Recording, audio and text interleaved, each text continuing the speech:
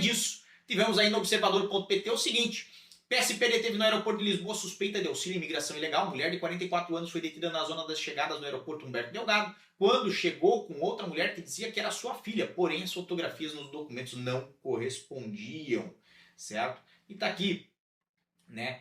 A matéria traz a informação, né, de que a PSP detectou incongruências entre a fotografia do passaporte apresentada e a identidade da passageira, que levou à intervenção de peritos documentais. E após isso, no decurso das diligências realizadas nas instalações policiais, foi possível apurar que não existia qualquer relação familiar entre as duas passageiras e que uma delas se encontrava utilizando o passaporte pertencente a terceiro. Apurou-se que a detida havia organizado a viagem, fornecido documento de viagem, instruído a outra passageira a declarar falsamente um vínculo familiar com o objetivo de ludibriar o controle fronteiriço. É o que explicou a PSP em comunicado, tá?